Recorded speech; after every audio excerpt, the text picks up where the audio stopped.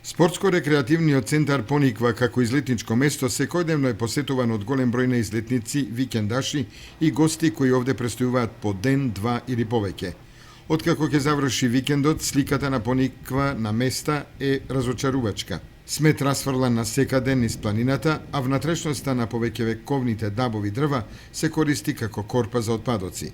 На новинарско прашање што превзема општината и комуналното јавно предпријатие Водовод за надминување на ваквата состојба, градоначалникот Радко Димитровски со одговор. Имаме ние закони за комунална хигиена, кои што ги почитуваме и кои што ги спроведуваме преку комуналното предпријатие Водовод. Имаме закони за чување на стока, кои што треба да се почитуваат и собствениците треба да го почитуваат. За жал не го почитуваат.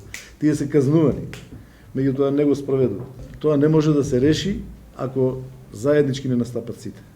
Значи ние не можеме да имаме дневно чистење на контейнерите или дневно да поставиме чувари за да можат тие да ги чуваат тие контейнери, коњите да не доаѓаат таму. Се работи за тоа да имаме една општа па и култура, односно општо однесување према законите и правилата кои што важат. Останува и понатаму апелот до излетниците, но и до оние кои имаат викендички на Пониква, сметот да го депонираат на место одредено за тоа.